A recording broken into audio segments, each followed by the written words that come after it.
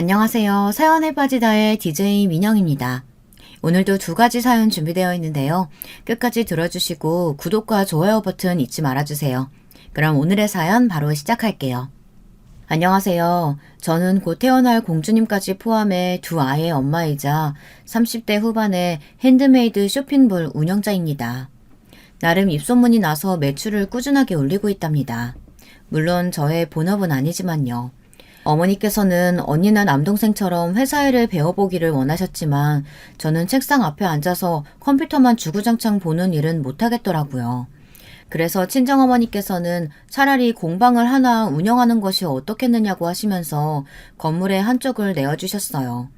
저는 인테리어부터 시작해서 공방 내부 하나하나를 정성스럽게 꾸몄죠. 지금의 남편을 만난 것도 이때였어요.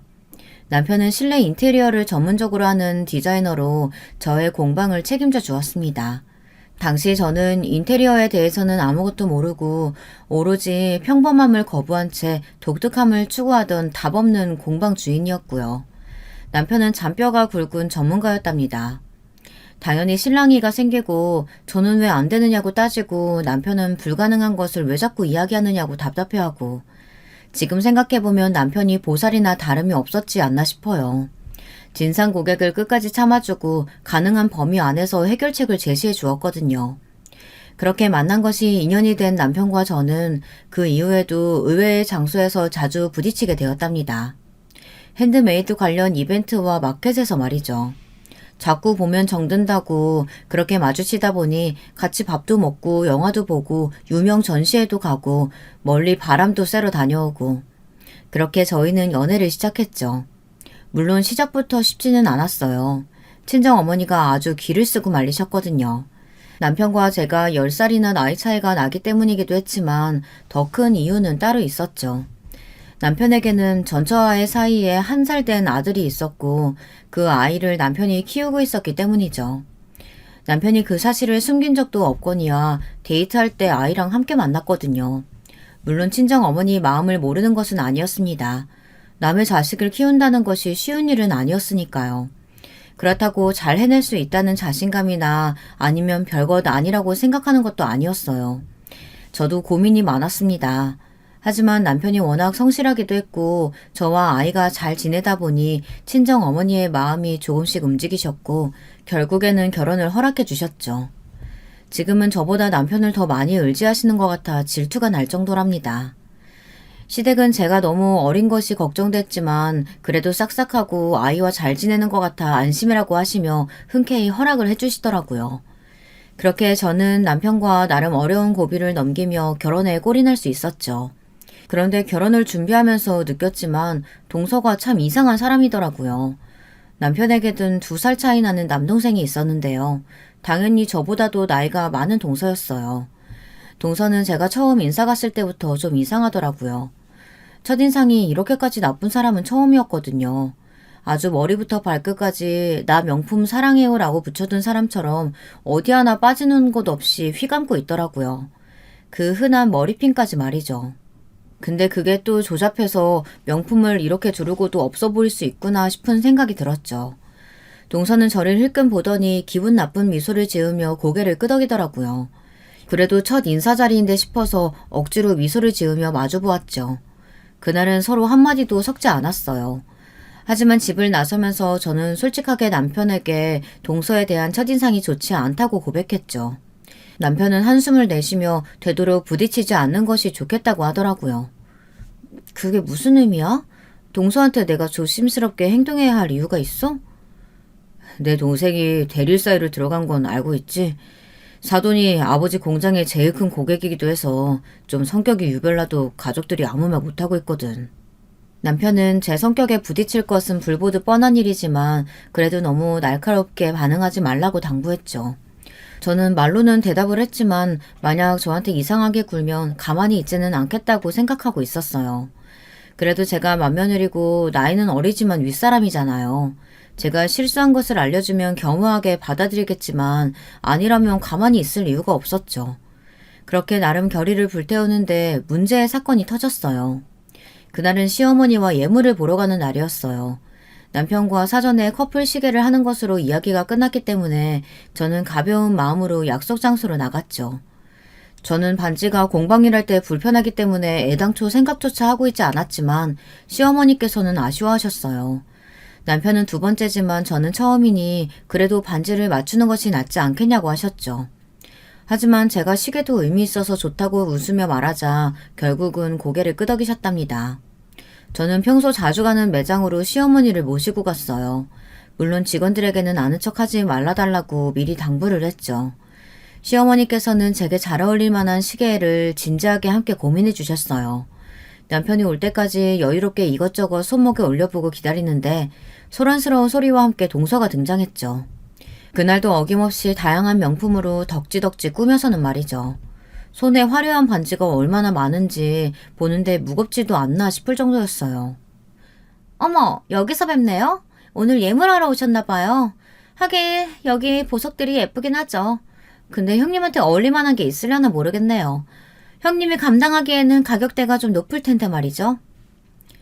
보석에는 관심 없어서요. 시계에 보석 화려하게 박는다고 무슨 의미가 있겠어요. 그냥 디자인이 잘 빠진 걸 보려고요. 아니, 아무리 그래도 초혼인데 아주버님께서 반지도 안 해주신다고 해요? 너무하시다. 아무리 초라해도 반지는 주셔야지. 그러지 말고 형님 마음에 드시는 반지 있으면 골라오세요. 제가 결혼 선물로 하나 정도는 가볍게 사드릴게요. 아니다. 형님은 이런 보석들 본 적 없으실 텐데 제가 추천해 드릴 테니 그냥 그걸로 하세요. 말은 고맙지만 반지는 필요 없어서요. 일하는데 방해만 될 뿐이고.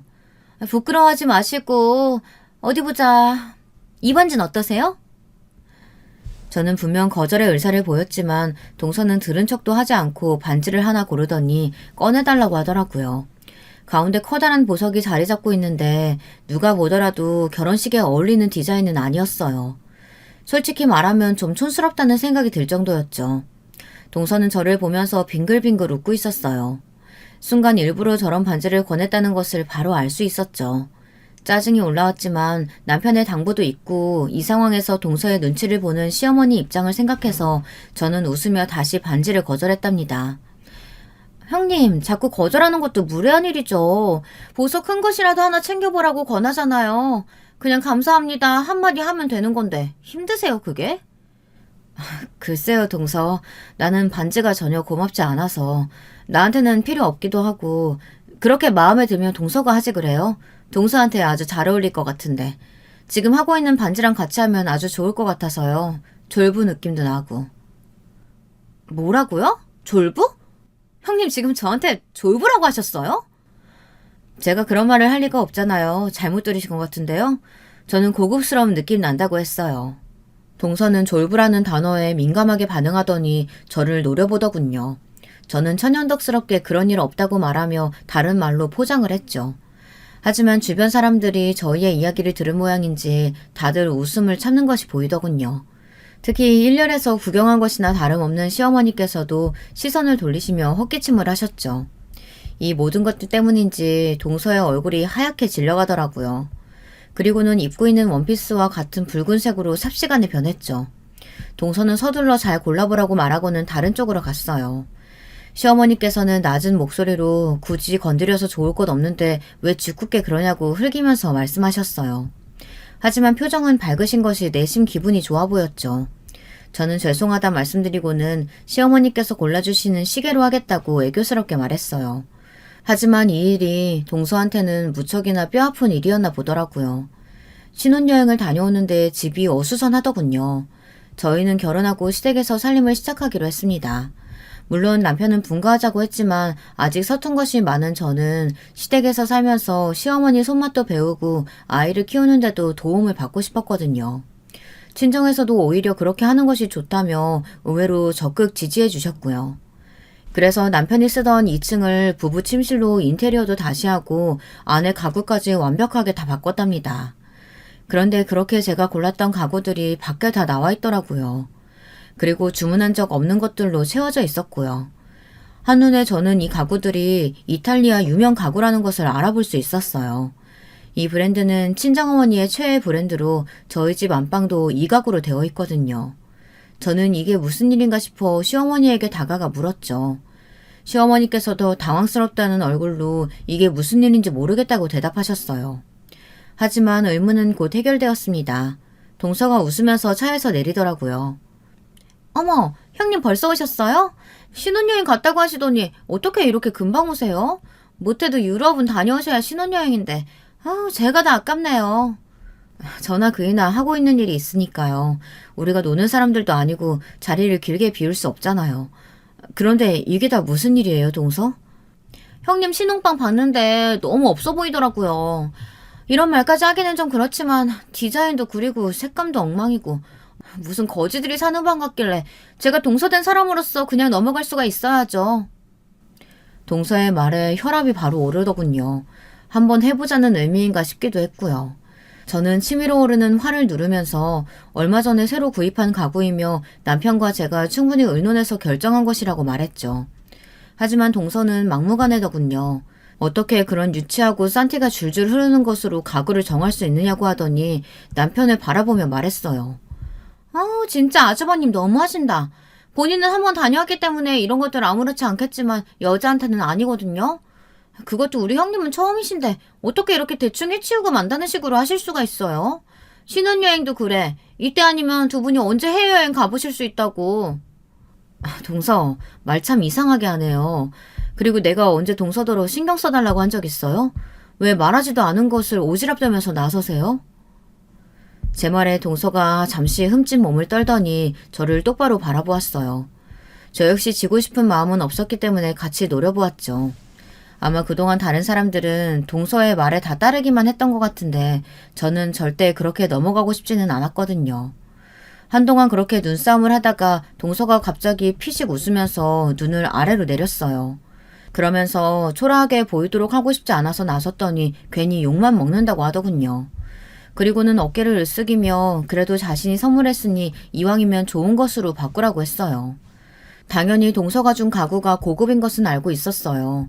좋은 것으로 바꾸는 것이 낫지 않겠냐는 동서의 말도 틀린 것은 아니었죠. 그런데 이 상황에서 동서가 주는 것을 받으면 뭔가 자존심이 상할 것 같았죠. 좋은 마음으로 준 것도 아닌데 그걸 넙죽 받기가 애매하기도 했고요. 남편과 시어머니께서는 초조한 얼굴을 하고 저를 바라보셨어요. 동서가 언제든 공장의 주문 수량을 취소해 버릴 수도 있다는 그 공포감에 두 사람이 이미 옴짤딱sap도 못하고 있는 것을 한눈에 알 수 있었답니다. 저는 어떻게 할까 고민하다가 순간 아이디어가 떠올랐어요. 저는 흥미롭다는 듯 저를 바라보는 동서에게 활짝 웃으며 말했습니다. 잘 됐네요. 안 그래도 우리 방만 가구 바꾸는 것이 좀 눈치가 보였는데 동서 덕분에 시부모님 방 가구를 바꿀 기회가 생겼네요. 우리가 했었어야 했는데 이렇게 동서가 먼저 나서주니까 정말 너무 고마워요. 형님, 제 말이 들리지 않으세요? 제가 형님네 방 가구라고 분명히 말씀드렸잖아요. 왜 딴소리 하세요? 그런데 우리 방은 이미 신혼방으로 준비가 다 돼 있는데 이제 와서 바꿀 수는 없잖아요. 번거롭기도 하고. 그러니까 동서가 큰맘 먹고 시부모님 방 바꿨다고 생각해 주세요. 제 말에 동서는 더 이상 대꾸할 말을 찾지 못하겠다 싶었는지 입을 달싹이다가 횡하니 가버렸죠. 무슨 대여섯 정도 되는 아이가 화가 나면 쿵쾅거리며 걷듯이 소리를 내며 가는데 웃음이 나더라고요. 그 이후 저는 사람을 시켜 시부모님 방을 새롭게 꾸몄답니다. 물론 그런 제 행동을 조마조마한 마음으로 남편과 시어머니께서 보고 계셨지만요. 동서와의 신경전은 이렇게 시작되었어요. 점점 규모가 커진 것은 물론이고 사사건건 시비였죠. 그러다 저는 그냥 듣고 넘길 수 없는 소리를 듣게 되었어요. 조부모님 제사라 집에서 한창 제사 준비로 바쁜 날이었죠. 준비성이 철저한 시어머니께서 그럴 리가 없는데 식용유가 떨어졌다고 하셔서 급하게 심부름을 다녀오고 있었어요. 집 근처에서 큰 소리로 전화를 하고 있는 동서가 보였습니다. 어찌나 큰 소리로 웃으며 이야기를 하는지 지나가는 사람들이 한 번씩은 힐끔 바라볼 정도였죠. 당연히 제 귀에도 명확하게 들리더군요. 저는 숨죽이고 동서의 대화에 신경을 쏟았어요. 딱히 이유는 없지만 궁금하잖아요. 무슨 소리를 할지 말이죠. 형님이라고 나이도 어린 게 눈 똑바로 뜨고 덤비는데 할 말이 없더라. 이걸 어떻게 자근자근 밟아주지?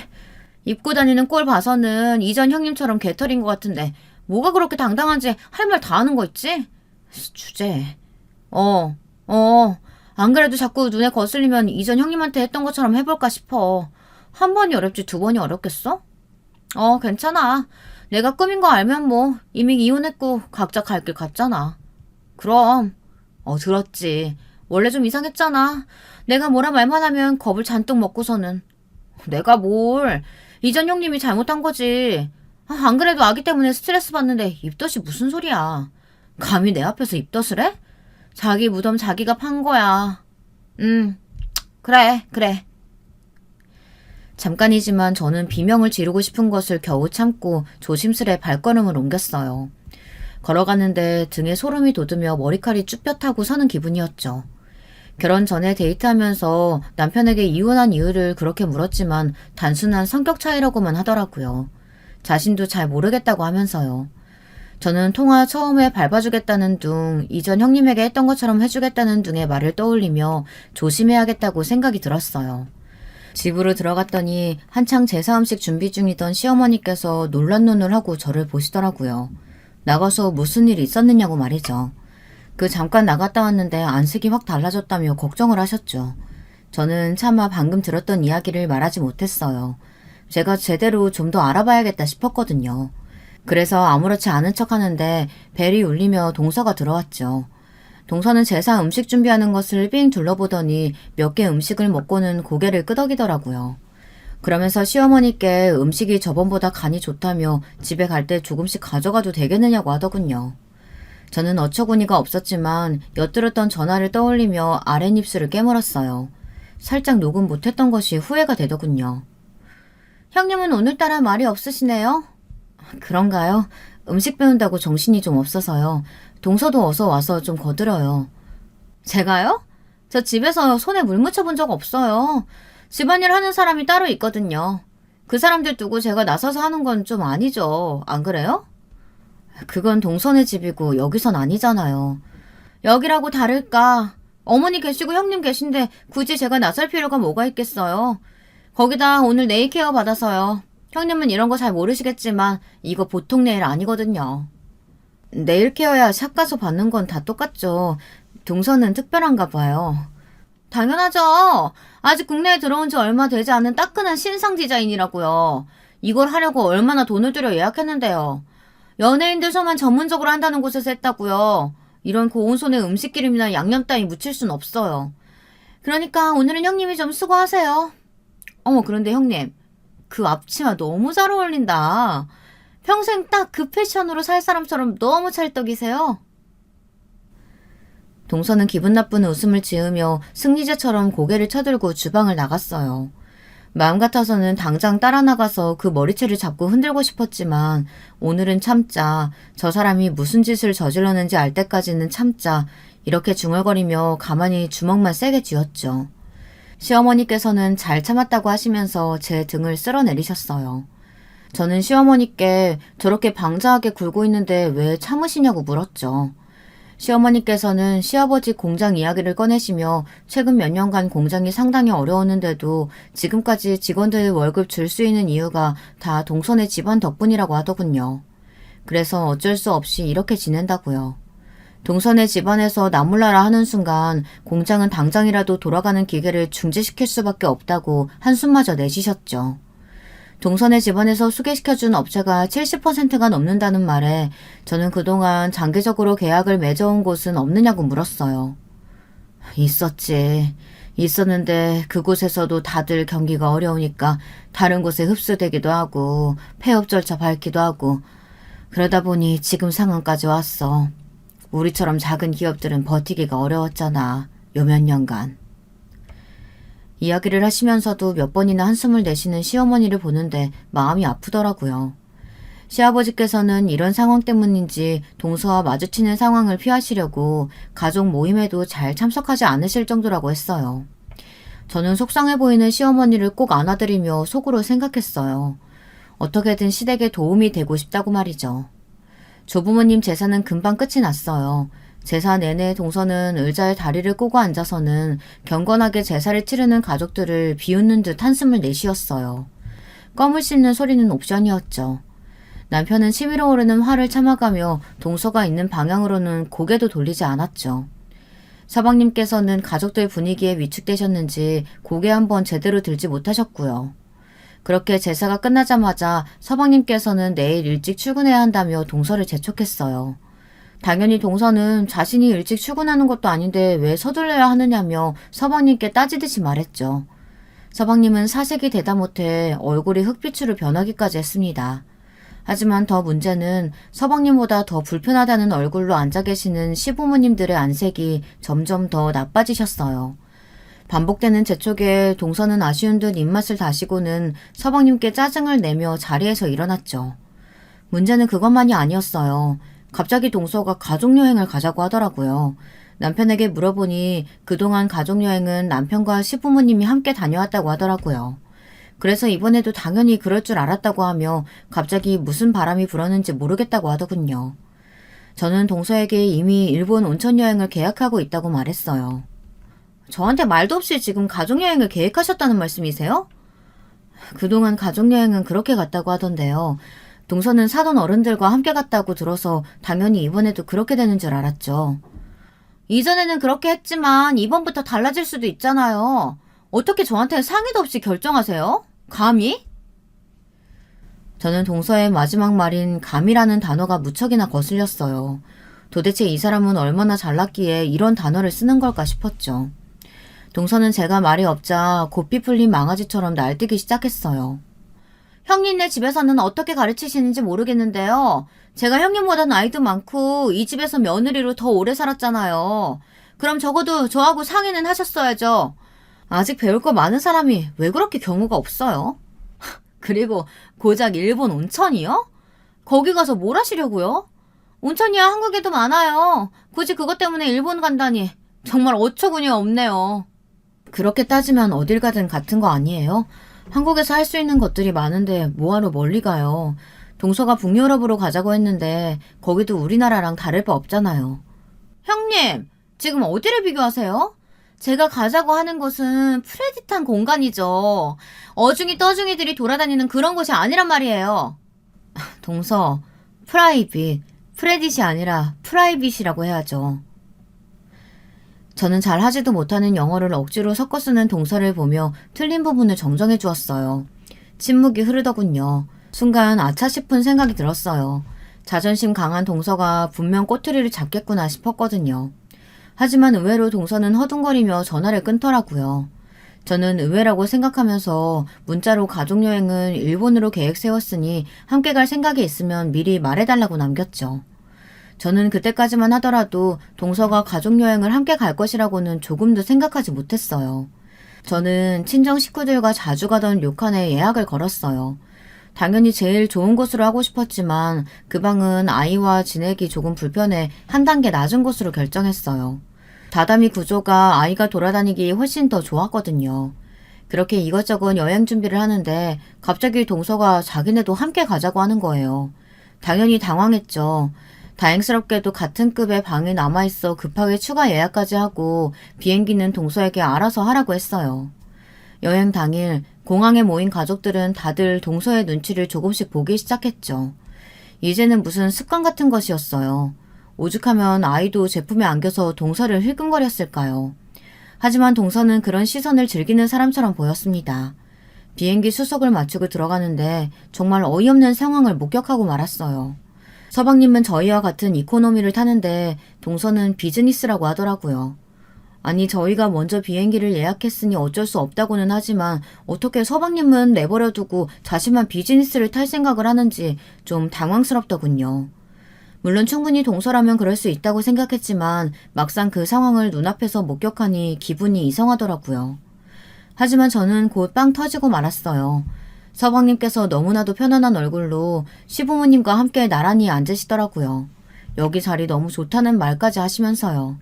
그 편안한 얼굴을 보며 저는 동서 혼자서 비즈니스 가는 것이 여기 모두를 위해 좋은 일이겠다 싶었습니다. 동서의 만행은 거기서 끝나지 않았어요. 숙소에 도착하자마자 최고급 방이 아니라고 어떻게 이런 곳에서 잘 수 있느냐며 소란을 피웠거든요. 저는 방 구조가 지금이 좋아서 그렇게 선택했다고 했지만 전혀 먹혀들어가지 않았죠. 아니 돈이 없으면 없다고 저한테 말을 하던가요. 그랬으면 제일 좋은 방에서 쉴 수 있었잖아요. 여행 첫날부터 이게 뭐예요. 형님 아니, 없이 살았으면 다른 사람한테 손 빌리는 것 정도의 아무 일도 아니잖아요. 그게 그렇게 망설여지던가요? 저한테 없는 소리 하는 게 그렇게 자존심 상했어요? 아니, 어떻게 이런 구질구질한 곳을 방이라고 내밀어요? 말 조심해요. 여기가 어떤 곳인지 잘 알지도 못하면서 자신이 모른다고 말을 그렇게 막 해도 되는 곳 아니거든요. 여기 일본 내에서도 제일로 쳐주는 곳이에요. 이렇게 소란 피울 만한 곳 아니란 말입니다. 쫓겨나기 싫으면 조용히 하세요. 그래봤자 료칸이잖아요. 괜히 말 돌리지 마시라고요. 당장 제일 고급으로 바꿔달라고 하세요. 나는 그럴 마음 없으니까 동서가 원하면 직접 얘기해요. 저는 멀쩡한 숙소를 헐뜯으며 스트레스 주는 동서를 도저히 상대할 수 없겠다 싶어서 마음대로 하라고 하고는 시부모님을 안으로 모셨어요. 얼마 후 동서가 직원과 실랑이를 벌이는 것이 보였지만 저는 무시하고 제 할 일만 했죠. 소란스러움에 안주인까지 나선 모양이더라고요. 곧 동서는 서방님과 함께 다른 숙소를 가겠다고 말하며 서방님께 가방 똑바로 들라는 소리까지 하곤 횡하니 나가버렸죠. 안주인이 평소와 다름없는 미소를 지으며 저를 찾아왔어요. 일행인 줄 알고는 있었지만 그래도 이곳에 전통이 있는데 그렇게 소란 피우는 사람을 객으로 맞이할 수는 없었다고 미안하다고 하더군요. 저는 전혀 그렇게 생각할 필요 없다고 말하며 오히려 내보내주어서 고맙다고 했어요. 안주인은 시집갔다고 이야기는 들었지만 이렇게 시댁 식구들과 이곳을 찾아줄 것이라고는 생각하지 못했다며 즐거운 시간을 보내라는 말을 남기곤 갔죠. 남편은 안주인과 잘하는 사이냐고 신기한 듯 물었지만 저는 그저 웃기만 했답니다. 그렇게 숙소가 달라지니 동서를 만날 일이 잘 없더군요. 덕분이라고 해야 할지 남은 저희 가족들은 여유롭게 온천을 즐기며 말 그대로 힐링의 시간을 만끽하고 있었답니다. 동서가 보이지 않는 것이 불안하기는 했지만 그래도 뭐 어쩌겠냐는 생각으로 저는 동서를 잊으려고 했어요. 하지만 여행의 마지막 날 사건이 터지고 말았어요. 갑자기 동서가 숙소로 찾아와서는 자신이 최고급 가게를 예약했다고 하며 저희에게 나오라고 하더라고요. 여행 기간 동안 연락 한 번 없던 사람이 갑자기 나가자고 하니 다들 어리둥절해 하면서도 어쩔 수 없이 따라 나섰죠. 동서가 데리고 간 곳은 확실히 최고급 레스토랑이더군요. 제가 듣기로는 셰프가 이탈리아의 5성급 호텔에서 일하던 사람이라고 그 지역에서도 유명한 곳이었죠. 저도 몇 번 과거에 왔었었는데 음식이 나쁘지 않더라고요. 하지만 가격이 너무 사악해서 자주 올 만한 곳은 아니라고 생각했어요. 그 가격만큼의 맛은 좀 아니다 싶었거든요. 동서는 이런 곳을 예약하기가 얼마나 어려웠는지 아느냐며 공치사로 시작하더니 자신이 알아서 음식을 주문했으니 편하게 즐기기만 하면 된다고 하더라고요. 곧 음식이 나오고 나름 시그니처 메뉴들만 주문했는지 먹어본 적 있는 것들이 나오더군요. 저는 내심 다행이라고 생각하며 아이 챙기는 것은 물론 낯설어하는 시부모님도 챙겨드렸죠. 형님, 이런 곳에서 아르바이트 해보셨나 봐요? 엄청 능숙하시네요. 딱 서빙하는 사람처럼 말이죠. 일을 해봤다고 말하기는 좀 그렇고 경험이 있어서요. 그래서 능숙하게 보이나 보죠. 에이, 손놀림이 경험 정도가 아닌데요. 아니다. 시중을 많이 들어봐서 그런가? 형님 학창시절에 친구들 심부름이나 하던 그런 찐따 아니었어요? 시중에 아주 몸을 배어있는데요? 제가 다니는 학교에서는 그런 학생이 전혀 없었는데 동서는 있었나 봐요. 우리는 공부하기 바빠서 그런 유치한 장난칠 정신이 없었거든요. 그리고 같은 동기끼리 심부름을 시키다뇨. 그런 일은 더더욱 있을 수 없죠. 동서는 있었나 봐요? 어느 쪽이었어요, 동서는? 시키는 쪽? 아니면 심부름하는 쪽? 저는 동서의 비아냥거림을 참지 못하고 결국 웃으며 물었어요. 어느 쪽이라고 대답하기 어려운 질문에 동서는 아랫입술을 깨물고는 저를 노려보았죠. 살벌해진 분위기에 죽어나가는 것은 다른 식구들이라 미안한 마음이 들기도 했지만 그냥 당하고만 있기에는 동서가 선을 넘기 시작했죠. 하지만 그 정도는 정말이지 아무것도 아니더군요. 메인 음식이 들어오고 나서 동서의 행동은 진짜 제대로 한 방 때려주고 싶은 정도였어요. 저는 각각류 알레르기가 있어서 컨디션에 따라 조심하는 편이었어요. 그런데 메인이 해산물만 있더라고요. 난감했죠. 좀처럼 음식에 손을 못 대고 있자 동서가 묻더군요. 형님, 왜 안 드세요? 어떻게 먹는지 모르시겠어요? 이런 음식은 하긴 형님 드셔보실 일 없으셔서 힘드시죠? 제가 한 수 가르쳐 드릴게요. 저번에도 말씀드렸는데 제가 갑각류 알레르기가 있어서요. 신경 쓰지 말고 들어요. 말 잘하셨어요, 형님. 사실 제가 그때도 묻고 싶었는데 진짜 알레르기 맞아요? 그냥 못 먹어봐서 그런 거 아니고요? 원래 사람이 평소에 겪어보지 못했던 일 겪으면 몸이 놀라서 반응이 올라오기도 하잖아요. 형님이 그런 거 착각하시는 거 아니에요?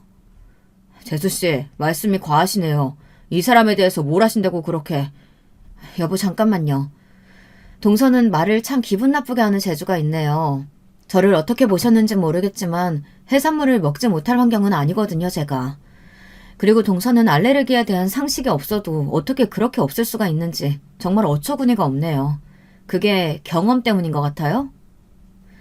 울컥한 남편이 나서는 것을 막아선 저는 다소 공격적인 어투로 동서에게 말했어요. 그러자 동서가 큰 소리를 내며 수저를 놓더라고요. 그리고는 지금 여기 이 자리에 와서 식사하는 것이 누구 덕분인데 그런 큰 소리를 내느냐고 했죠. 저는 동서가 준비한 것은 알겠지만 상대방에 대한 배려가 부족한 것도 사실이 아니냐고 받아쳤어요. 맞잖아요. 제가 갑각류 알레르기가 있는지에 대해 모르고 있었던 것도 아니면서 이렇게 주문한 것이 저를 골탕 먹일 생각이 있는 것이 아니고서야 말이 안 되는 일이잖아요. 저는 동서에게 숙소 문제로 마음이 상해서 이렇게 고의적으로 한 거 아니냐고 물었어요. 동서는 전곡을 찔린 것인지 잠시 주춤하더니 자신을 평소 어떻게 생각하는지 알겠다며 말도 안 되는 트집을 잡았다고 소리를 높였죠. 저는 아니라면 미안하다고 형식적으로 사과를 하곤 괜히 다른 가족들 식사에 방해가 되지 않도록 나중에 이야기하자고 했어요. 동서는 입술을 깨물고는 자신은 입맛이 없다고 하며 벌떡 일어나 나가버리더군요. 시부모님 역시 숙소에 가서 좀 쉬고 싶다고 말씀하셨고요. 저는 어른들 앞에서 나쁜 모습 보였다고 죄송하다고 사과를 드렸습니다. 시어머니께서 망설이시다가 아무리 동서가 날뛰어도 시아버지 생각해서 참으면 안 되겠냐고 하셨죠. 네가 힘든 거 다 안다. 내가 미안하게 생각해. 그래도 좀 참으면. 참기는 뭘 참아. 큰애도 할 만큼 했고 뭐 잘못한 것이 있다고. 됐다. 공장 때문에 참는 것도 한계가 있지. 나도 더 이상 이렇게는 못 살겠다. 공장 식구들 생각해서 참고 참았는데 아주 시어르는 눈에 보이지도 않는 모양이다. 시아버지께서는 고개를 절레절레 흔드시며 빨리 숙소로 돌아가자고 재촉하셨어요. 그렇게 여행의 마지막 날을 마무리한 가족들은 다음 날 동서가 먼저 한국에 돌아갔다는 소식에 헛웃음을 지어야만 했죠. 그날 시아버지께서 하신 말씀이 거짓은 아니었는지 시아버지께서는 공장을 조금씩 정리하려는 움직임을 보이셨어요. 직원들 생일이며 직원들 가족까지 챙겨주시던 시아버지다 보니 정리하면서도 마음이 편하지 않아 보였죠. 저 역시도 곁에서 그런 시아버지를 보는 것이 쉽지 않았어요. 되도록 친정의 도움을 받지 않을 생각이었는데 어깨가 처진 시부모님 뒷모습을 보니 안 되겠다 싶더라고요. 저는 남동생에게 넌지시 시부모님 공장 이야기를 꺼냈어요. 남동생은 좀 알아보겠다고 하더니 공장이 내실이 튼튼하고 제품이 좋기로 소문난 곳인데 자꾸 다른 곳에서 방해를 하는 것 같다고 솔직하게 말해주더라고요. 본능적으로 그 방해하는 곳이 동선의 집안이라는 것을 알 수 있었어요. 남동생은 충분히 거래처를 뚫어줄 수 있을 것 같다고 하며 거래를 맡고 있는 그 방해물도 자신에게 맡기라고 했죠. 저는 우리 집과 연관되어 있다는 사실이 알려지지 않도록 조심해달라고 당부 또 당부를 했답니다. 남동생이 공격적으로 나서준 덕분인지 동서를 한동안은 보기 힘들었어요. 서방님 말씀으로는 회사 내부적으로 많이 바쁘다고 하더라고요. 저는 내심 고소한 기분이 들었죠. 동서 얼굴 안 보고 사니까 진짜 편하더라고요. 그렇게 얼마의 시간이 흘렀을까 저희 부부에게 새로운 소식이 도착했어요. 아이가 생긴 것이죠. 원래는 첫째를 생각해서 아이를 낳는 것을 망설였는데 첫째도 저를 진짜 엄마로 알고 자라는 중이라 너무 신경 쓸 것까지는 아니라는 판단이 들었어요. 물론 나중에 진실을 알게 된다고 할지라도 지금의 유대감이라면 큰 문제는 없을 것이라고 생각했죠. 그래서 둘째 계획을 세웠는데 이렇게 빨리 들어설 줄은 아무도 몰랐답니다. 친정 식구들은 말할 것도 없고 시댁에서도 뛸 듯이 기뻐했어요. 미운 3살이라고 사고치기 바쁜 우리 첫째도 엄마 뱃속에 동생이 있다는 사실에 엄청 좋아했고요. 제가 임신을 했다는 소식을 기뻐한 사람 중에는 초등학교 때부터 줄곧 단짝이었던 친구도 있었는데요. 친구가 오랜만에 마사지를 받지 않겠느냐고 하더라고요. 결혼하기 전에는 마사지 샵도 자주 다녔는데 결혼 이후에는 시간 내기 힘들어서 나가지 않았거든요. 제가 초반에 말씀드렸다시피 공방을 운영하곤 있었지만 제 본업은 따로 있었는데요. 바로 친정 어머니께서 하시던 일을 대신하는 것이었죠. 친정 어머니께서는 뷰티 관련 일을 하셨는데 건물 하나에 머리부터 발끝까지 뷰티에 관한 모든 것을 누릴 수 있도록 층층이 샵을 넣어둔 매장 여러 지점을 가지고 계셨죠. 그중 한 곳이 강남에 있었는데요. 그곳은 특별히 고급화 전략으로 만든 곳이라 회원권이 있어야만 입장이 가능한 곳이었답니다. 친정 어머니께서는 저더러 틈나는 대로 매장을 돌아다니며 확인하라고 하셔서 내키지는 않지만 대학생 때부터 부지런히 다녔어요. 남편에게도 말하지 않은 일이죠. 저는 어차피 볼 일도 있고 해서 친구와 함께 매장을 방문했어요. 오랜만에 친구와 함께 나서서 그런지 기분이 좋더라고요. 층별로 돌아다니면서 체크도 하고 드디어 마사지 샵으로 들어갔죠. 그리고 거기서 동서와 딱 마주치게 되었답니다. 동서는 저를 보고는 엄청 놀란 얼굴을 하더라고요. 저 역시도 마찬가지였죠. 동서가 여기를 다닐 것이라고는 전혀 생각지 못했거든요. 친구는 누구냐며 제게 물었어요. 어머, 형님을 여기서 뵙네요? 형님하고는 제일 안 어울릴 것 같은 곳에서 뵙게 되다니 의외라고나 할까? 형님은 여기 어떻게 오셨어요? 설마 마사지 받으러 오신 건 아니죠? 마사지샵 오는데 다른 이유가 있나요? 당연히 마사지 받으러 왔죠. 그러는 동서는 이 시간에 여기 무슨 일이에요? 지금 회사에 있을 시간인데. 저희 회사야. 저 없어도 잘 굴러가는 곳인데요, 뭘. 그런데 여기 지금 마사지 받으러 오셨다고요? 형님이요? 동서는 충격이란 얼굴로 저를 보고는 곁에 친구에게 눈길을 주었죠. 친구는 제게 귓속말로 왜 자신을 기분 나쁘게 쳐다보느냐고 재수없다고 중얼거렸어요. 저는 터져나오려는 웃음을 참아가며 동서에게 마사지 받으러 왔으면 잘하고 가라고 말하곤 자리에서 벗어나려고 했어요. 그런데 동서가 저 들으라는 식으로 엄청 크게 말하더라고요. 매니저, 여기 회원제라고 해서 왔더니만 관리가 엉망인데? 개나 소나 다 받아주고. 그렇지 않고서야 우리 형님 같은 사람이 여기 온다는 게 말이 안 되잖아. 동서, 다른 사람들도 있는데 말 조심 좀 하지 그래요? 제가 무슨 틀린 말 한 것도 아니잖아요.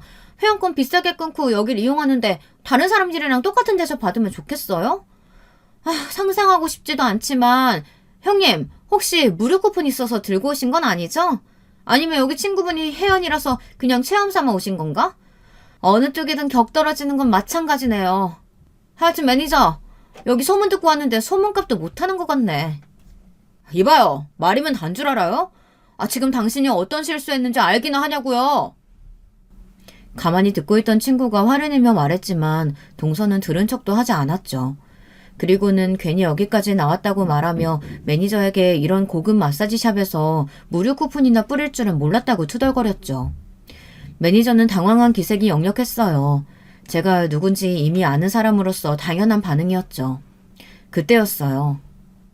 어머 아가씨, 아니다. 이제 사모님이라고 불러야겠죠? 사모님, 여기는 어떻게 오셨어요? 미리 연락이라도 좀 주고 오시지 왜 그냥 오셨어요? 섭섭하게. 이 대표님 오랜만이에요. 바쁘시다는 이야기 들었거든요. 새로 지점 내는데 이 대표님께서 하신다면서요? 그래서 다음에 여유 있으실 때 연락드리려고 했죠. 사모님 소식은 들었어요. 회장님이 아이 가졌다고 엄청 좋아하시더라고요. 임신 초기인데 힘든 건 없으시고요. 나오신 김에 다리 마사지 좀 받고 가세요. 피부는 왜 이렇게 거칠어지셨대? 속상하게. 이 대표님은 제가 처음 어머니 일을 대신할 때부터 도움을 주셨던 분이라 제게는 특별한 의미를 가진 분이셨어요. 저희 친정어머니가 이 대표님의 생명의 은인이나 다름없다고 하시면서 아가씨라고 부르기는 했지만 저를 조카 보듯 보셨던 분이랍니다. 오랜만에 만난 이 대표님과 반갑게 대화를 나누는 모습은 동서에게 큰 충격이 되었죠. 힐끗 쳐다보니 입을 떡하고 벌리고 있더라고요. 상냥하게 저를 맞이해주던 이 대표님은 갑자기 정색을 하고 동서를 보더니 제게는 시선도 주지 않고 말씀하셨어요. 그런데 사모님, 이 사람 아는 사람이신가요? 우리 매장에 불만이 많은 것 같던데. 어떻게 사모님, 제가 아주 강남에 발도 못 붙일 정도로 영구 제명시켜버릴까요? 다른 지점도 사모님 말씀 하나면 바로 그러겠다고 할 텐데 말이죠. 형님, 이게 지금 무슨... 형님 아니죠? 이런 대단하신 분이랑 형님이 알고 지낼 주제가 아니잖아요. 형님 같은 사람이 어떻게... 동서, 상황 판단이 아직 안 되나 봐. 대표님 이야기 못 들었어? 이 손님 끌어내. 내가 손님이라고 다 같은 손님 아니라 그랬지. 당장 사람 불러. 매장 분위기 흐리게 뭐 하는 거야? 동서는 제 손을 붙들곤 이게 다 무슨 소리냐고 하며 어떻게 된 일인지 해명하라고 했지만 저는 팔을 뿌리쳤죠. 곧 사람들이 올라와 동서를 데리고 나가더라고요. 가는 도중에 또 동서는 저를 부르며 말도 안 되는 상황이라고 소리를 질렀고요. 마사지를 마치고 집으로 왔더니 동서가 먼저 도착했더라고요. 다른 가족들까지도 집에 다 들어와 있는 모습에 저는 속으로 혀를 찼죠. 제가 들어오자마자 동서는 저를 손가락질하며 제가 가족들을 다 속이고 뒤로 딴짓을 하고 있다고 말했어요. 저는 그런 동서를 무시하곤 방으로 들어가 서류 몇 가지를 챙겨 나왔죠. 저는 가족들에게 그동안 차마 말하지 못했던 것을 솔직하게 고백했어요. 남편은 어느 정도 알고 있었지만 제가 금수저 물고 태어날 정도일 것이라고는 조금도 생각하지 못한 눈치였죠. 저는 가족들에게 그래봤자 다 부모님 재산이지 제 것은 아니라고 확실히 말씀드렸죠. 망측하게 식구들을 속이고 들어오다니. 어머니, 가만히 두고 보실 건 아니죠?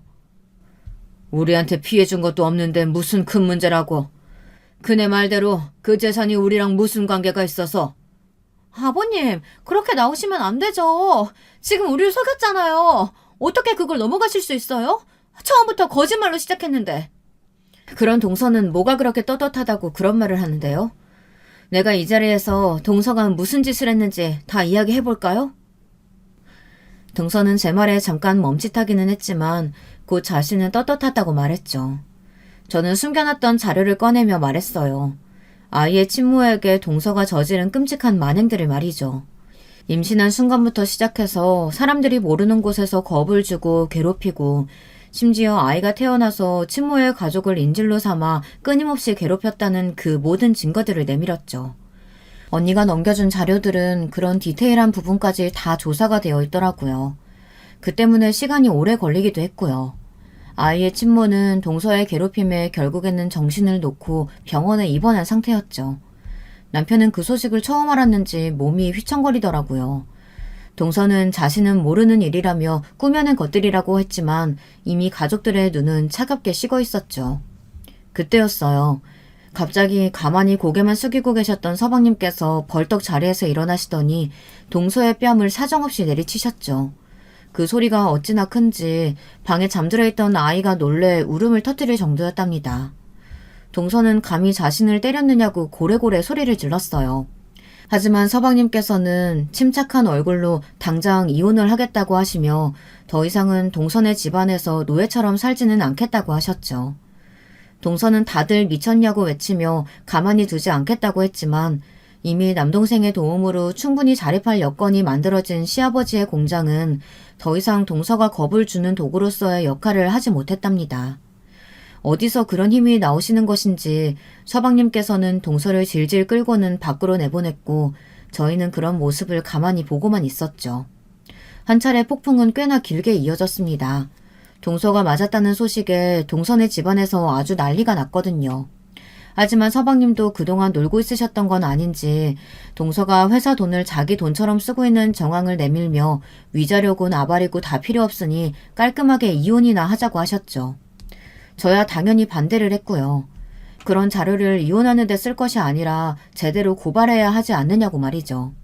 하지만 서방님은 다 필요 없다고 하시면서 그저 두 번 다시 얼굴을 보지 않는 것만으로도 충분하다고 하셔서 더 이상은 길게 이야기하지 못했습니다. 동서와의 분쟁은 아직도 이어지고 있습니다. 이 대표님께서 그냥 겁을 준다고 생각했는데 진짜 강남에 발붙이기 힘들도록 하신 모양이더라고요. 저에게 비열하다는 등 온갖 욕을 다 퍼붓고 있는데 저야 당연히 모르는 척하고 있죠. 그뿐이 아니었어요. 이혼까지 한마당에 동서라고 부를 것도 아니지만 하여튼 여전히 시댁을 못 잡아먹어 안달이 난 모양이더라고요. 그저께 서방님께서 이렇게까지 힘들게 할 줄은 몰랐다고 하시는데 아무래도 법으로 된통 한 방 먹여야겠어요. 그래야 정신을 차리고 얼씬도 하지 못하겠죠. 제 이야기는 여기까지입니다. 끝까지 들어주셔서 감사합니다. 여러분, 두 번째 사연 시작하기 전에 좋아요, 구독 꼭 눌러주실 거죠? 그럼 두 번째 사연 바로 시작합니다. 전 예전부터 어른들이 결혼이란 집안과 집안의 만남이라며 아주 신중해야 한다고 하셨던 말들을 그리 심각하게 듣지 않았어요. 일단은 처음에 남녀끼리 마음이 맞아야 하니까 그게 제일 중요하다고 생각했거든요. 그런데 막상 결혼하고 양가 어른들끼리 맞물리는 것을 보고 있자니 진짜 저와 남편 둘만의 일이 아니더군요. 특히 우리 시댁, 어머니는 저를 너무 골치 아프게 하셨어요. 제 뒤통수 쪽에 드문드문 새어나온 새치들은 전부 어머니가 원인이라고 해도 과언이 아닙니다. 결혼하고 나서 우리 집에 몇 번을 드나드시곤 했었는데 그때마다 쓸데없는 소리들을 하시는 거예요. 그래 미애, 너 그 뭐야 친정동생 사돈총각은 뭐하고 사는 거야? 디자인인가 뭔가 한다고 했었나? 나이는 올해 몇 살이야? 만나는 여자친구는 있어? 그러면서 제가 딱히 어머니와 크게 얘기하고 싶지 않은 제 친정 남동생 얘기를 너무 자세하게 캐물으시는 거예요. 그냥 화제거리가 마땅히 없어서 저러시나 했는데 그게 아니더라고요. 근데 말이야, 옛날부터 디자인이니 그림쟁이니 그런 건 말이야 돈벌이가 안 된대. 그걸로 돈 벌어서 평생 놀고 먹는 사람은 별로 못 봤어. 좌우지간 사람은 기술이 있어야지. 저는 이 말의 뉘앙스를 대강 알아들었기 때문에 몹시 불쾌했는데 딱히 맞받아치고 싶지는 않았어요. 왜냐하면 평소 약간 어른들이랑 말하는 걸 어려워하기도 했고 불편하다고 해서 바로바로 받아치기도 좀 곤란했었거든요. 결혼 초니까 어머니랑 잘 지내고 싶기도 하고 분쟁을 만드는 게 괜히 무서웠어요. 왜냐하면 결혼한 지 좀 된 친구들 말을 들어보니까 하나같이 어머니랑 사이가 안 좋더라고요. 야, 얘 미쳤나 봐. 무슨 시어머니랑 잘 지내려고 해?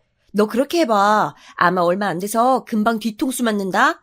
세상에서 제일 말 같지도 않은 뻥이 뭔 줄 알아? 시어머니들이 며느리한테 나는 널 딸이라고 생각한다. 바로 이 말이야. 그런 말 하는 시어머니면 일단 거리 두고 봐야 돼.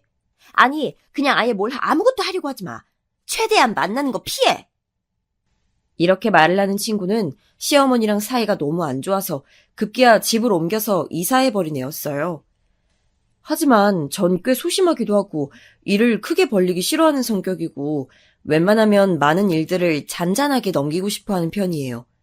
사람이랑 싸우는 것도 싫어하는 편이고요. 그래서 저도 참 순진하게 이런 것들은 얼마든지 극복할 수 있다고 생각했어요. 결혼 전에도 저희 어머니는 보통이 아니라고 여겨지는 부분들이 있긴 했었지만 그래도 왠지 모르게 결혼하면 다를 거라고 생각했었거든요. 그런데 몇 달이 안 돼서 정말 좀 후회가 되더라고요. 어머니는 아들이 하나만 있는 것도 아니고 딸도 있고 밑으로 아들이 또 있는데 큰아들을 장가 보내고 난 뒤 맨날 저에게 전화를 걸어오셨어요.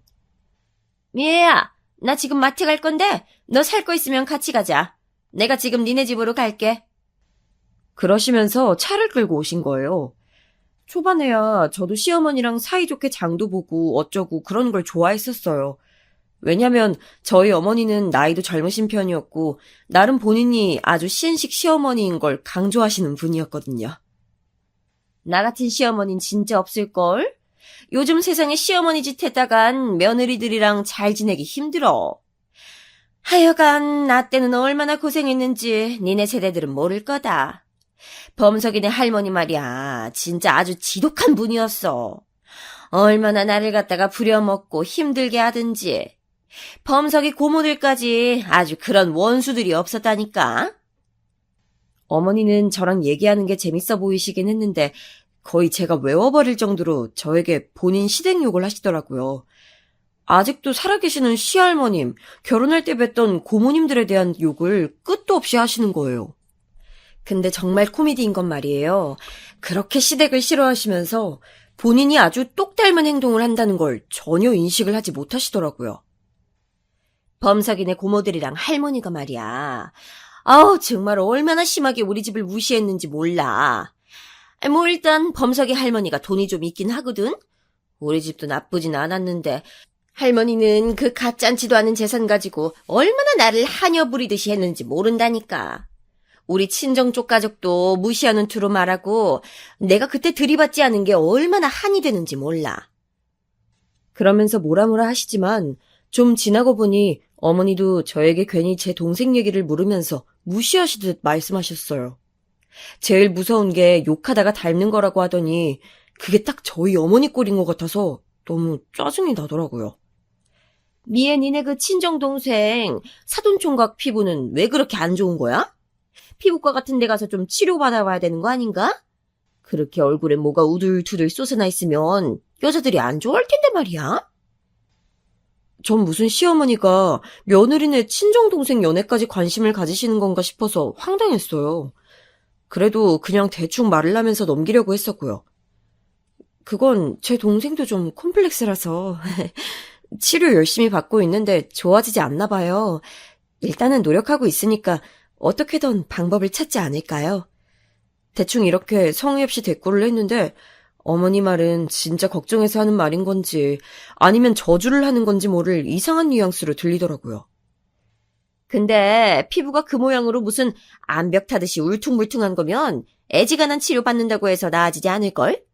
게다가 치열은 왜 그렇게 앞으로 막 튀어나온 거야? 요즘은 여자들이 외모를 많이 본단 말이야. 사돈총각은 직장도 막 안정적인 게 아닌데 외모도 관리를 해야 하니까 남자로서 얼마나 피곤하겠어.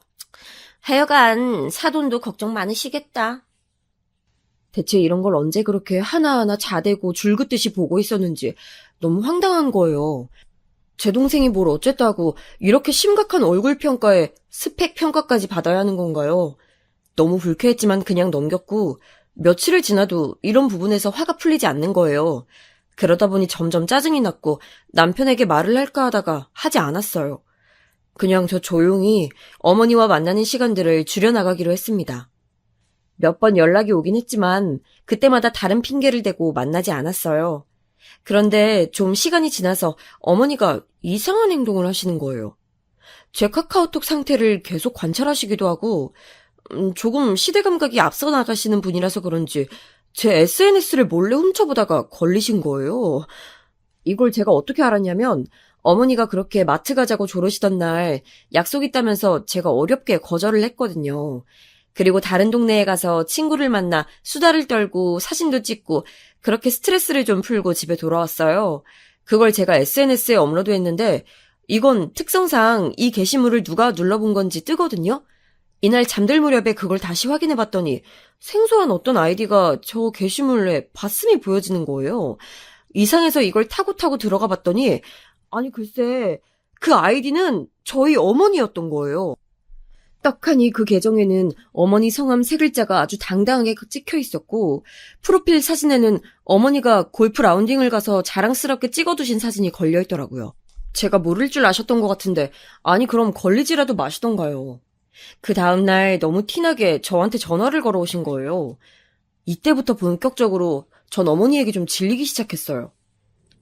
예미애야 있잖아. 내 친구 며느리가 말이야. 결혼하고서 그렇게 여기저기 나다니고 어쩐다더라. 시댁 가족들이랑도 어울릴 줄 모르고 그렇게 눈치가 없대. 심지어 자기 시어머니한테 거짓말하고 맨날 동네방네 놀러 다닌다나. 그러다 보니까 글쎄 말이야. 세상에 바람이 났다는 거야. 이게 말이 돼? 도대체 이런 말을 왜 하시는 건지, 그리고 얘기가 왜 그렇게 극단적으로 가는지 모르겠는 거예요. 대충 봐도 어머니는 뭔가 저 말 안에 저를 좀 비난하고 싶은 듯한 느낌이 들더라고요. 남의 얘기를 하는 척하면서 그 안에 절 살짝 꼬집는 것 같은 건 말이에요. 아, 그런 일이 있으신가 봐요? 네. 그냥 전 이렇게 대충 맞장구 치고 끊으려고 했는데 어머니는 초장에 저를 완전히 잡아서 본인 입맛에 맞게 만들고 싶으셨던 모양이에요. 끊으려는데도 계속 저를 붙잡고 놔주지를 않으시더라고요.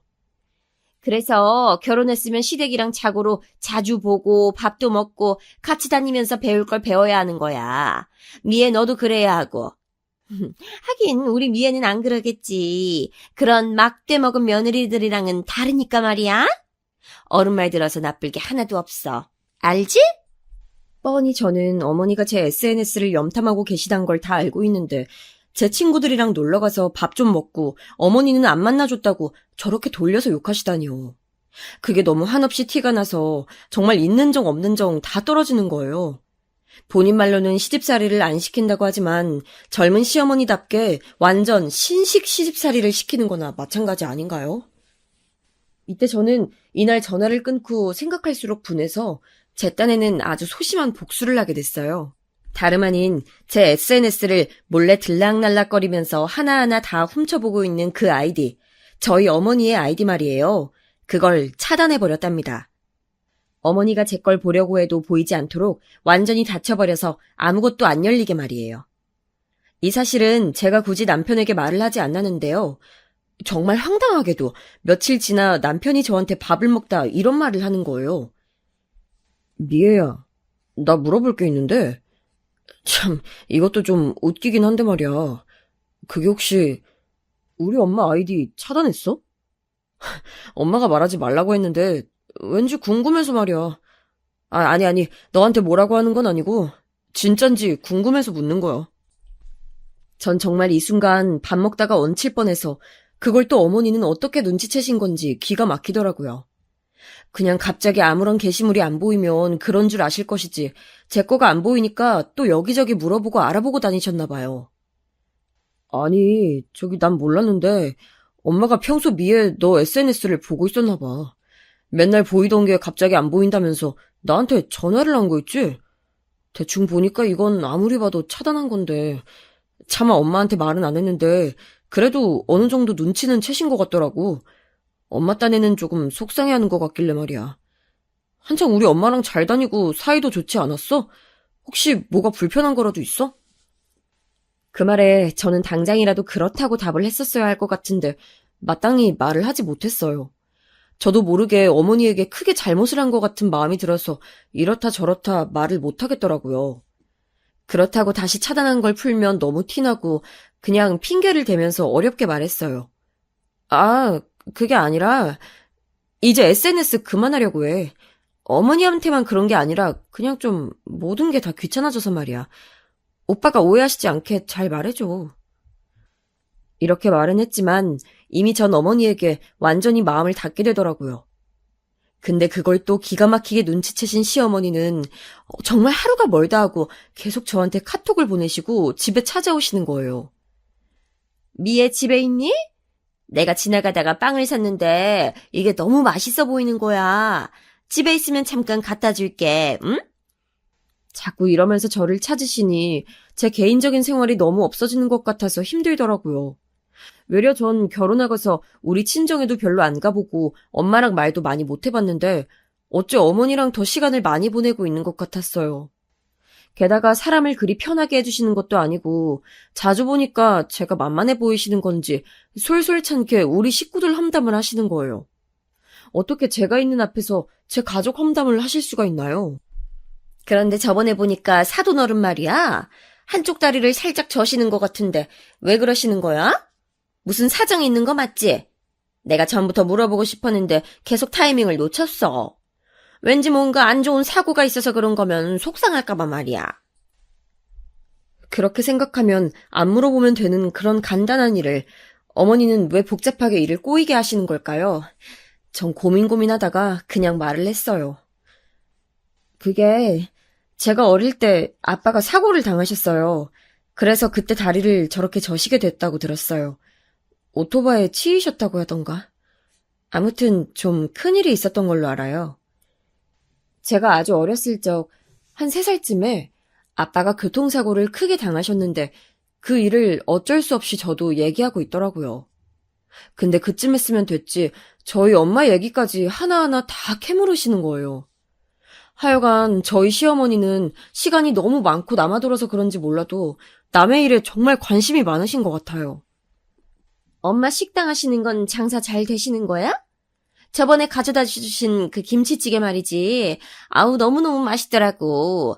나만 맛있게 잘 먹은 게 아니라 니네 시아버지도 그렇고 아주 다음부터 김치는 무조건 사돈 내에서만 달라고 하자고 말들을 했다니까. 웃기지?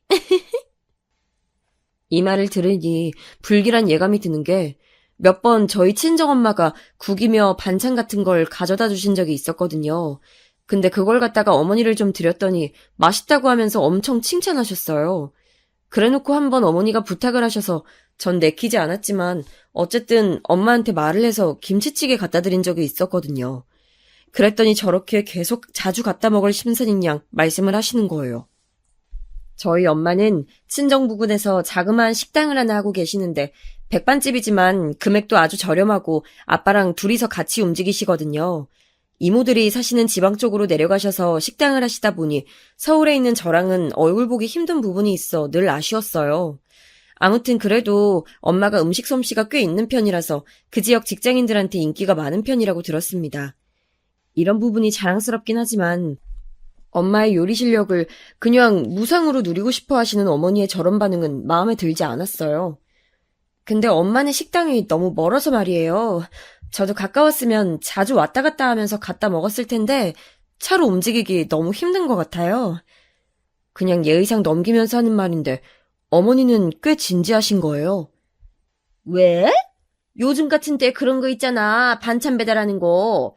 그리고 사람들 그러는 거 많이 하잖아. 밀키트? 자꾸 장사 안 된다고 그러지들 말고 방법을 찾아야지. 아우, 솔직히 진짜 나는 신세대 시어머니 아니냐? 이런 것도 알고 사돈한테 제안하곤 말이야. 사돈, 혹시 내 말 듣고 돈 많이 버시면 꼭 나한테 팁은 주셔야 한다고 말씀드려. 어?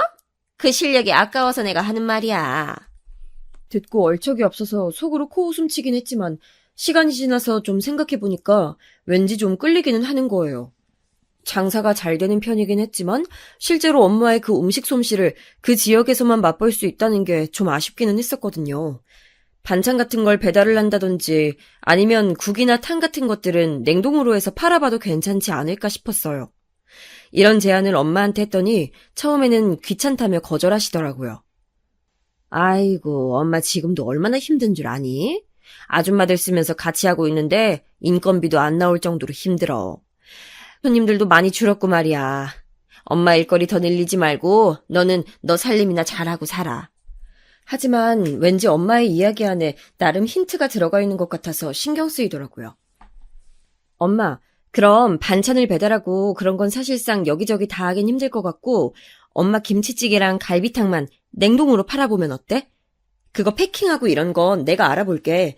나 애기 생기기 전까지는 좀 시간 있으니까 팔 수 있는 경로나 이런 거 알아볼게. 그러니까 너무 걱정부터 하지 말고 좀 기다려봐. 엄마는 제 말을 듣고 별로 안 내켜하긴 했지만 하루하루 갈수록 제가 작은 제안과 아이디어 같은 것들을 보내자 신기해 하시더라고요. 급기야 시간이 좀 지나서 엄마의 김치찌개를 냉동으로 해서 인터넷으로 팔아보게 됐습니다. 그런데 진짜 정말 희한하게 말이에요. 이 모든 것의 출발점이 된 게 어머니의 제안이었다는 게 가장 찝찝하긴 했지만 이게 장사가 되긴 되는 거예요. 정말 얼마나 놀랬었는지 몰라요. 오죽하면 아빠가 전화와서 일 흐름 따라가기 힘들다고 하실 정도였거든요. 야, 나는 진짜 이렇게 돈을 벌 길이 있는 줄 정말 몰랐다. 희한하네 아주. 아직 뭐 돈을 이렇다 쉽게 얼마 번 건 아니지만 그래도 팔리기는 해.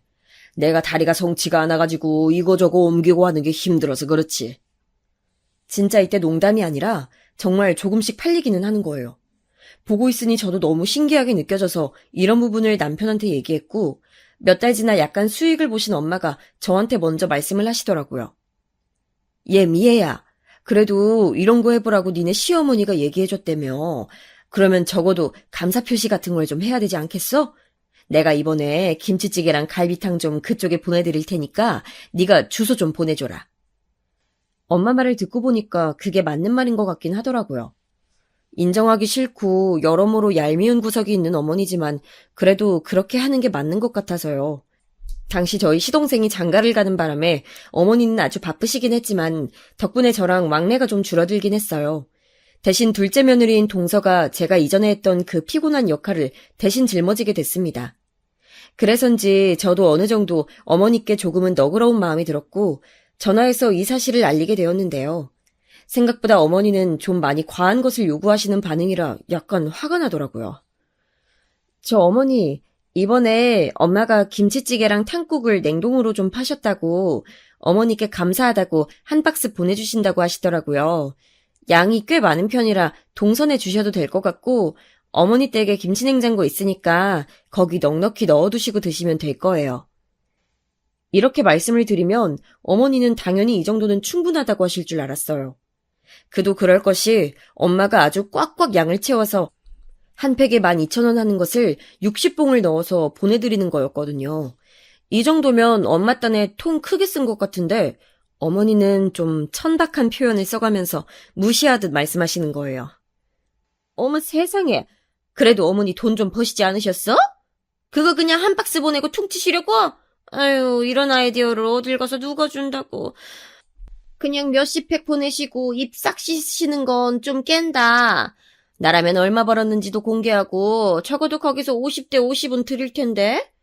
아니, 내 경우에는 그렇다고. 뭐 어머니가 그렇게 하시겠다고 하니까 그냥 받겠는데 내 입장에서는 좀 서운하다는 거지. 장사하시는 분이니까 아실 만큼 아실 거 아니야.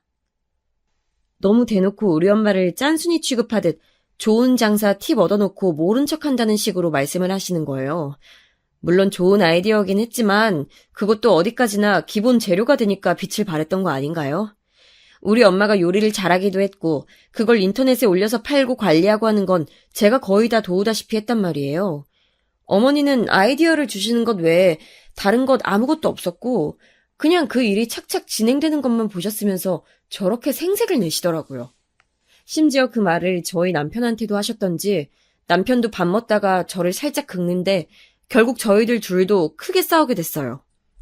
장모님이 보내주신 거 도착했다고 엄마가 그러더라. 그래서 영석이한테도 나눠주고 영주랑도 다들 잘 먹고 있대. 근데 엄마가 말했나 혹시? 엄마 딴에는 뭔가 좀 더 주실 줄 알았다나 봐. 다른 데는 이런 사업 아이디어만 돈 받고 팔기도 한다고. 우리 엄마가 그런 쪽으로 머리도 잘 돌아가시고 감각이 좀 좋거든. 이런 소리를 김을 우걱우걱 싸서 먹으면서 그것도 우리 엄마가 보내준 갈비탕에 밥을 말아먹는 주제에 하고 있는 거예요. 전 순간 빠직해서 남편에게 마구 화를 내게 됐어요.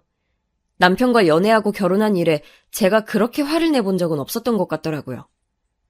나 이미 어머니한테 한 소리 들었거든? 근데 어머니가 그런 아이디어 주신 건 감사한데 왜 그 일이 돌아가게 만든 건 나랑 엄마 아빠라는 걸 몰라? 우리 집 여유 별로 있는 집 아니야. 엄마랑 아빠 힘들게 일하고 계신다고. 손님들도 없고 아줌마들 쓰기도 힘들어서 다 정리하고 두 분이 일하고 계신단 말이야. 이번에 저렇게 냉동탕 배송하시면서 수입이 그나마 생기긴 했지만 두 분도 다 형편이 있는 건데 왜 자꾸 그런 말씀을 하셔? 이렇게 되니까 이제 상황이 저랑 남편이 싸우는 꼴로 넘어가게 된 거예요. 보통은 자식 싸움이다가 부모로 넘어가는데 우리는 거꾸로 된 꼴이더라고요. 아, 미애야, 너 왜 그래? 오해하는 거야, 너 지금. 내가 뭐 그거 갖고 나쁘다고 했어? 장모님이랑 장인어른 사정 다 알고, 다 안다고. 그냥 엄마가 지나가듯 하신 말인데 왜 그걸 갖고 이렇게 정색하고 흥분하는 거야? 아무것도 아닌 일을 왜 싸울 일로 만드냐고. 왜 우리 엄마를 나쁜 사람으로 만들어? 그러면서 남편은 숟가락을 확 내려놓았고 더 이상 먹을 맛이 안 난다며 그만 먹겠다고 하더라고요. 나 다 먹었어. 그만 먹을래. 이런 기분으로 무슨 밥을 먹어. 그만 치우자. 그러면서 덜컥 일어나더니 그대로 그릇을 갖고 가서 싱크대에 깨질 듯이 확 내려놓는 거예요. 부모님 문제 때문에 둘이 감정이 완전히 상하게 돼서는 우리는 한동안 냉전을 이어가게 됐어요. 시간이 좀 지나고 나니까 저도 어느 정도 누그러진 부분들이 있어서 약간은 풀렸는데요.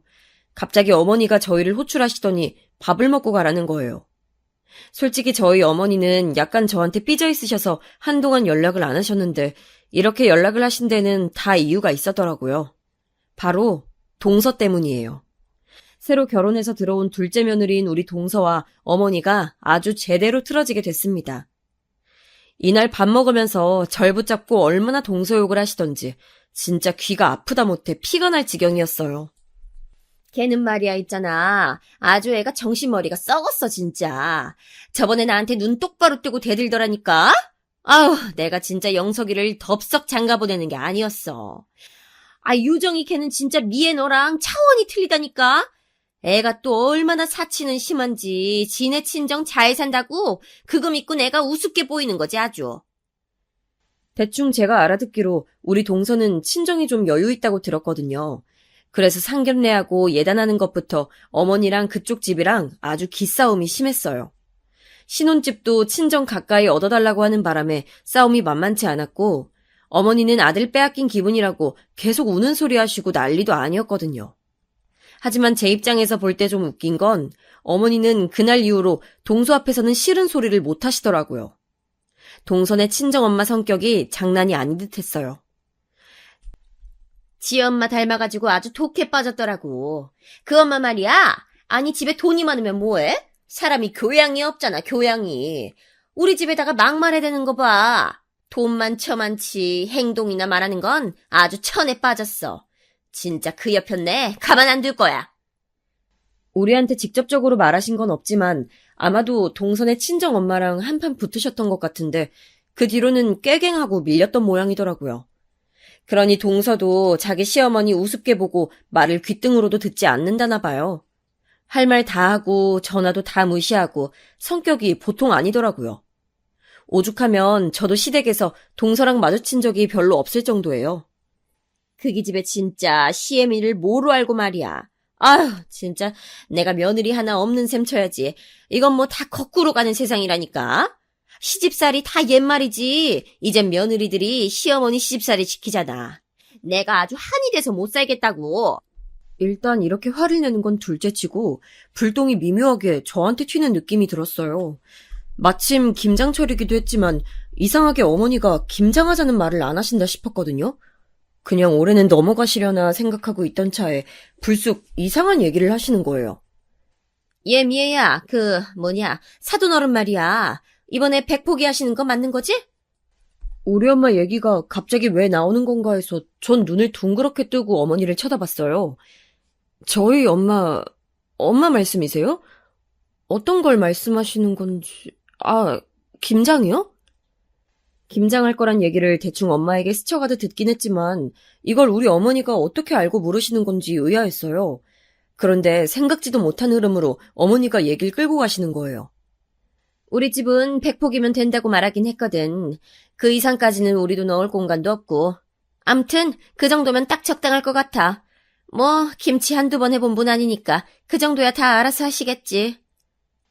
어머니 저 잘 이해가 안 되는데 혹시 우리 엄마가 이번에 김장을 해주시기로 한 건가요?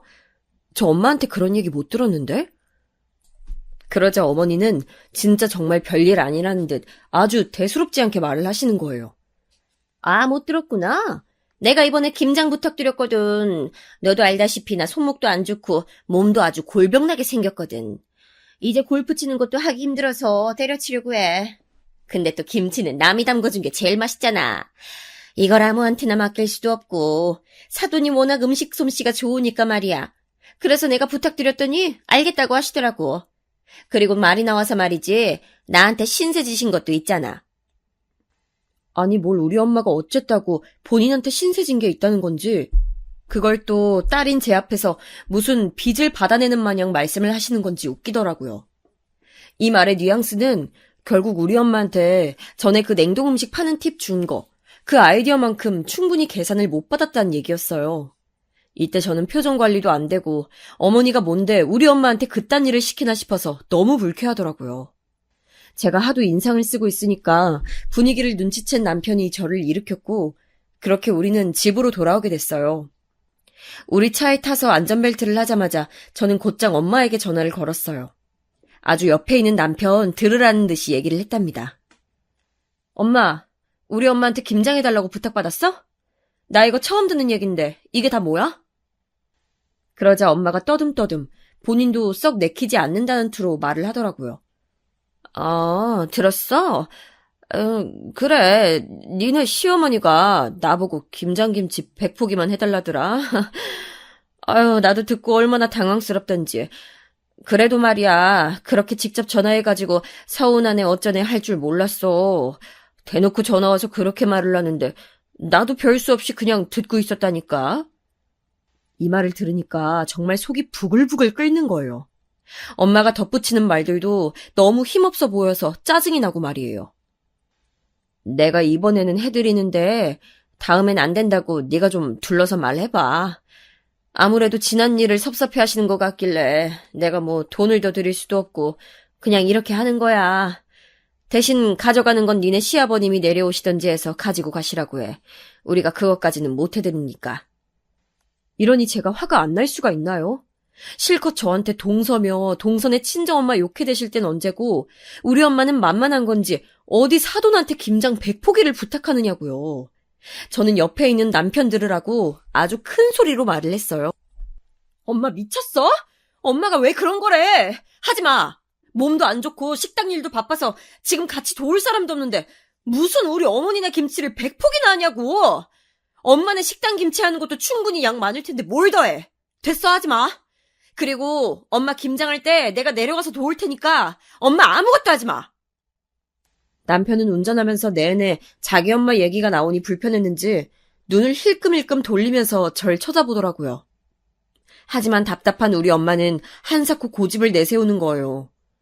사실 고집이라기보단 딸 둔 죄인으로 괜히 저렇게 저자세로 나오는 거였어요. 아유, 됐어. 이번만 엄마가 해준다잖아. 2번, 3번은 안 한다고. 그냥 나도 듣고 보니 괜히 찝찝하고 죄송스럽기도 해서 해주는 거니까 넌 그냥 그렇게만 알아. 그날 올 거면 빨리 오고, 알았지? 전화를 끊고 나서도 속이 너무 답답하고 화병이 날 지경인데 옆에 있는 남편은 집단에 뭔가 그렇게 기분이 나쁜지 잔뜩 삐진 표정을 짓고 있더라고요.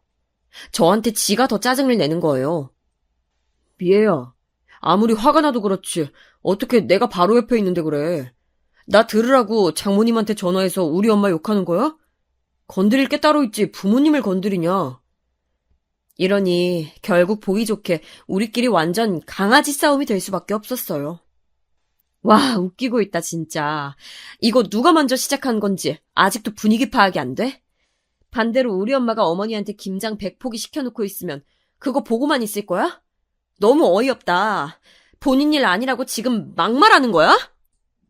결국 우리는 어머니 때문에 또 싸우게 돼버렸고 그렇게 냉전을 지내는 중에 주말은 찾아오게 됐어요. 하지만 하필이면 정말 대체 왜 이런 일이 일어나는 걸까요? 저는 야심차게 엄마에게 내려가서 김장을 도울 생각을 하고 있었어요.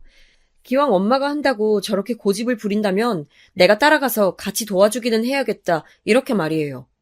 그런데 하필 이 무렵에 너무 스트레스를 받고 신경을 써서 그런지 몰라도 말이에요. 위험에 걸려서 속이 다 뒤집어지고 구토를 하게 된 거예요. 엄마에게 가기로 한 날은 금요일 밤이었는데 저는 목요일 저녁부터 구토하고 속이 쓰려서 울렁거리고 회사 출근조차 하지 못했어요. 이 사정을 들은 엄마는 그냥 됐다면서 오지 말라고 하더라고요. 안 그래도 미안해 죽겠는데 엄마는 저를 더 분노하게 만들고 엄마를 더 불쌍하게 여길 소리를 하고 말았답니다. 이 얘기를 진즉 알았어야 했는데 말이에요. 내가 진짜 돈 30만 원 받고 뭐 하는 짓인지 모르겠다만 아무튼 이미 다 사놓고 준비도 했으니 어쩔 수 없지 뭐. 암튼 미애 넌 잘 쉬어. 괜히 움직이다가 더 탈나지 말고. 작은 이모랑 전에 일하던 명주 이모 알지? 그 이모 와서 도와주기로 했으니까 너무 걱정하지 마. 30만 원? 그게 뭔 소리야? 누가 30만 원을 줬는데? 저는 이때 말의 앞뒤가 잘 이해되지 않았어요. 갑자기 등장한 저 액수가 뭘 의미하는 건지 몰라서 한참을 묻다가 그게 무려 우리 어머니께서 저희 엄마한테 김장을 부탁한답시고 보낸 돈이라는 걸 알게 됐어요. 와, 미쳤다. 엄마 그거 진짜야? 엄마는 본인도 짜증이 나서 푸념을 하던 차에 위염 걸려서 아프다는 딸이 더 스트레스를 받는 걸 알고 대충 얼버무리더라고요. 아이고, 야야, 됐어. 내가 쓸데없는 소리를 했다.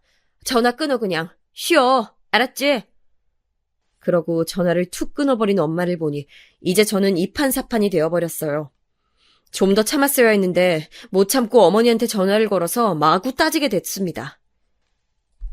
어머니, 이게 무슨 말이에요? 어머니 저희 엄마한테 김장해달라고 하시고 돈 30만 원 보내셨다면서요?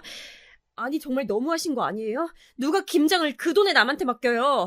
남이라도 그렇게는 못해요. 어떻게 우리 엄마한테 그러실 수가 있어요? 어머니는 제 전화를 받고 너는 또 왜 난리냐는 듯 되게 귀찮아하시며 답하시는데 정말 용서가 안 되더라고요. 그게 왜? 사돈도 알겠다고 하셨어. 나한테 미안하다고. 저번에 그냥 입 싹 씻어서 면목이 없다고 하시던데? 그만하면 서로 퉁친 거지 그게 뭐라고. 아니 가만히 있어봐. 얘 좀 보게. 얘 미애야, 너 갑자기 왜 그러는 거야? 내 참 어이가 없어서. 네 눈엔 뭐 내가 만만해 보이니? 네 동서한테 치이고 있으니까 아주 그냥 큰 며느리인 너까지 날 우습게 보는 거야? 진짜 이것들이 안 되겠네. 정말 싹 다 세트로 미친 거 아니야? 무슨 제가 잠자는 사자의 코털을 건드렸다는 둥 어머니는 헛소리를 더 섞어가시면서 온갖 분풀이를 저한테 하고 난리가 났습니다. 그런 와중에 엄마한테 자꾸 전화가 들어와서 어쩔 수 없이 받았더니 엄마는 또 안절부절 못하는 거예요. 내가 지금 혹시나 해서 전화를 한 건데 아유 세상에, 그래서 네 시어머니한테 따진 거야? 아유 이거사 뭐하러 그래. 기왕 한다고 했으니까 그냥 넘어가지. 이게 뭐야. 할 거 다 하고 싸우면 또 싸우고. 가만히 있어봐. 이제 너 그냥 아무것도 하지 마. 어? 알았지? 와, 이날 저는 아픈 상처에 끓는 물을 부은 듯 정말 이러지도 저러지도 못하고 속이 뒤집혀서 아무것도 할 수가 없었어요. 어쩜 인간이 이럴 수가 있나요? 목소리 크고 힘있고 돈 좀 있다는 동선의 친정엄마한테 당한 화풀이를 왜 우리 엄마한테 하냐고요. 그쪽에는 찍소리도 못하고 아들 포기하고 살면서 우리 집에는 빚 독촉하는 사람처럼 김장김치를 주문했잖아요. 그걸 갖고 따졌더니 저보고 건방지다면서 무슨 우리 엄마까지 가만 안 두겠다는 기세더라고요. 이러니 감정이 좋을 수가 없었고 그렇게 쭉 주말까지 저는 타는 속을 안고 시간들을 보내게 됐습니다. 남편이 몇 번 말을 걸어왔지만 다 무시해버렸고 남편도 제 반응에 한숨을 푹푹 쉬어가면서 집안 식기들을 탕탕 내려치더군요. 지 기분 나쁘다는 거죠. 그렇게 상황이 흘러가고 자꾸 어머니가 주 원인이 되어 둘이 싸우게 되니 저는 점점 이 결혼의 의미가 뭔지 잘 모르겠더라고요. 그 와중에 엄마는 힘겹게 김장을 마쳤고 저와 우리 어머니가 한바탕을 한 걸 알고 아주 조심스럽게 어머니에게 전화도 했던 모양이에요. 남편이 거실에서 통화하는 걸 저도 얼핏 들었거든요. 아, 엄마. 장모님한테 전화 왔다고? 아, 그거 가지러 가야 되지? 그래, 그럼 나랑 아빠랑 다녀올게. 아이, 됐어, 엄마. 아니, 대체 왜 그래? 아, 그만하면 됐잖아. 제발 그만 좀 해. 엄마도 문제야. 끊어. 전화 말미로 갈수록 어머니 아들인 남편조차도 부정적인 걸 보니 뭔가 그 전화에 대고 어머니가 또 전화 우리 엄마 험담을 한 것 같더라고요. 진짜 너무 짜증나고 화가 나는 와중에 몸도 안 좋고 며칠째 뭘 제대로 먹지도 못했고 스트레스는 최고치다 보니까 수시로 배가 뒤틀렸어요. 침대에 누워서 자거나 핸드폰을 보거나 둘 중에 하나만 하고 있던 와중에 저도 모르게 얼핏 잠들었더라고요. 잠든 지 시간이 꽤 되었던 것 같은 게 밖이 아주 어두컴컴한 거예요. 그런 와중에 안방 문 밖으로 뭔가 소란스러운 것 같았어요. 잘 들어보니까 카랑카랑한 소리가 들리는 게 어머니가 와 계시는 것 같더라고요. 머리가 지끈거리면서 열이 오르려는 찰나 남편이 어머니에게 소리를 지르는 게 들려서 깜짝 놀랐지 뭐예요? 근데 들어보니까 진짜 이건 정말 보통 미친 상황이 아닌 거예요. 듣고 곧장 저는 문을 열고 나갔어요. 엄마, 그냥 적당히 좀 먹어. 뭘 바라는 거야? 아, 어쩌라고! 어머니는 걷다 대고 아주 발악을 하듯 소리를 고래고래 지르시더라고요. 야, 이놈의 자식이 진짜 지 엄마 편은 못 들망정 아주 사사건건 딴지야. 너도 이거 한 입 씹어봐라. 이게 소태지 뭐냐고. 김치인지 짠진지 이거 완전 연 넣어보라고 만든 거지 뭐야. 진짜 내가 이 옆편에 가만 안 둬. 이때 저는 문이 세게 부딪혀 거의 너덜거릴 정도로 연 다음 어머니부터 바로 찾았어요. 어머니, 지금 뭐라고 하셨어요? 이거 우리 엄마 김치 아니에요? 뭐가 어쨌다고요? 현관부터 거실을 가득 메운 김치통을 보니 남편이 김치를 시댁으로 안 갖다 드리고 우리 집으로 갖고 왔더라고요. 이유는 모르겠지만 하여간 그렇다 치고 어머니가 김치가 짜네 뭐네 평가질을 하는 것부터 시작해서 이 생고생을 한 엄마를 여편내니 뭐니 함부로 부르는 걸 참을 수 없었어요. 뭐야 너는? 어디 있다가 지금 튀어나와서 이래? 어디서 어른한테 빽빽거리냐? 어? 어머니는 아주 저를 뭐 벼르고 있었다는 듯 부잣집 둘째 며느리한테는 찍소리 못해도 너한테는 할 수 있다는 기세로 노려보시더라고요. 우리 엄마 김치가 뭐요? 짜다고요? 아 진짜 지금 뭐 하시는 거예요? 엄마한테 푼돈 쥐어주고 그런 노역을 시켜놓고서 지금 맛평가하고 계실 때예요? 그러자 어머니는 눈을 아주 번뜩거리면서 본인 아들에게 명령하듯 말을 하더라고요. 그 말에 저는 두말 없이 바로 손을 움직여버렸어요. 이게 진짜 보자 하니까. 얘 범서가, 나 이거 못 먹어. 이딴 음식물 쓰레기를 갖고 와서는 이거 당장 버려. 다 갖다.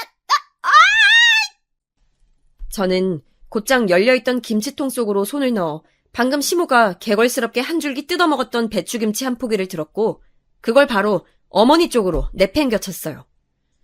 음식물 쓰레기? 쓰레기? 쓰레기로 한번 쳐맞아 볼래요? 진짜 이 옆편 내가 미쳤나 정말! 저도 제 입으로 나온 이런 소리를 믿을 수가 없었어요. 제가 초반에도 말했었지만 진짜 이런 말은 제 평소 말투도 아니거든요. 헌데 하도 어머니한테 시달리고 속에 쌓인 게 늘어가다 보니 정말 주변 친구들 말 맞다나 늘어나는 건 욕밖에 없더라고요.